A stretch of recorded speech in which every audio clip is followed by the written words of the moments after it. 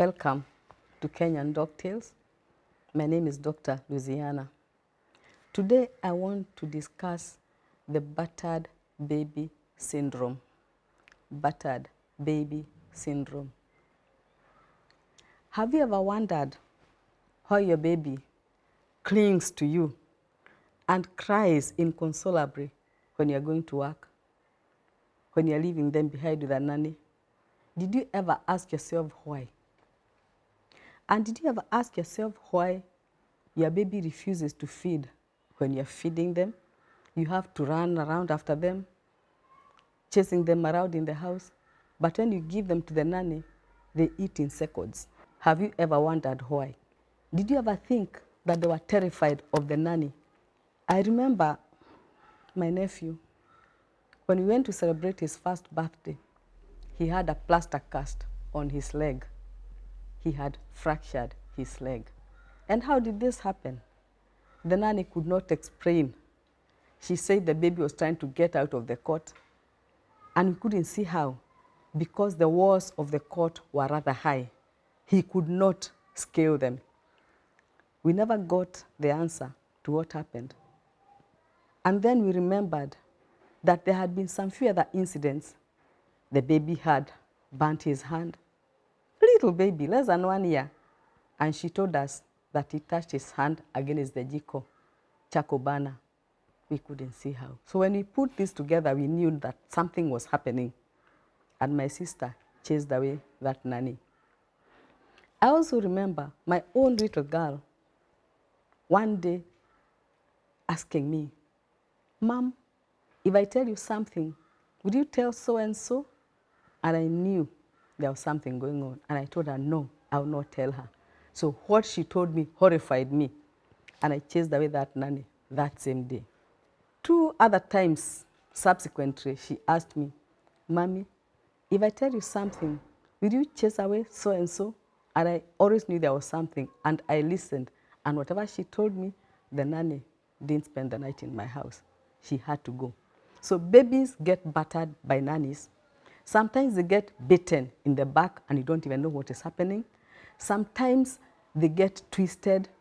They go through extreme physical pain, through extreme emotional pain, but you're not even aware. They will not tell you because they are scared of the nanny. The nanny tells them, "Speak one word and you'll see me." So the child will not talk. You only see a change in your child. They get clingy. They scream when you're going away. They start wetting their beds. They want to sleep in your bed because they are scared at night. They are getting nightmares. So those are telltale signs that the nanny is abusing your child. Sometimes it's parents who abuse their own children. You will find a child with one plaster on the arm. 2 months later, there's a plaster on the leg. A little later, they have fallen and hit their head. So when these accidents keep happening, then you know there's something not right. Personally, I don't examine babies when they are dressed. Whatever the reason is, I will fully undress the baby. If you find a mother who is resistant to undress a baby, insist on undressing this baby because there is something that they are trying to hide. Sometimes the parents will take the children to different hospitals so that they are not discovered that they are getting recurrent injuries. But unfortunately for them, once you examine this child, you will find scars of past injuries.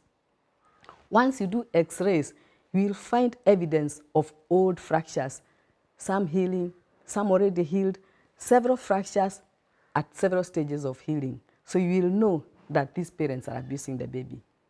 Sometimes you find a kid with a dislocated shoulder. A parent will hold the child by the hand and throw them off, and the shoulder will get dislocated. Sometimes parents use children as weapons against each other when they are fighting. Others will use children as shields when they are fighting. A mother thinks that the father will not hit her when she's holding the baby, but the father will continue hitting her and will hit the baby in the process. So these children are going through a lot of traumatic experiences. Now, there are some traumatic experiences that are not intentional.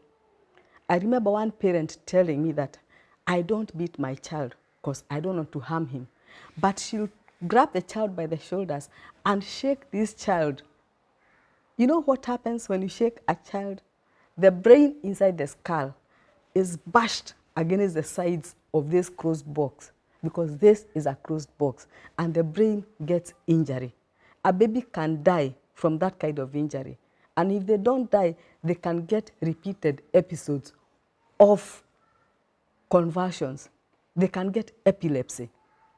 So it gets very dangerous shaking a child. Never, ever shake a child. So battered babies are very scared babies. Sometimes they refuse to go to school because there's a teacher battering them. If a child suddenly refuses to go to school, find out what's happening. Maybe their teacher has been changed. Find out how they are relating with this new teacher. Some teachers, I'm sorry to say, are not very gentle with kids, and kids will be battered both physically and emotionally. My advice today, if you find a change in your child, just find out what's happening, because they may be battered.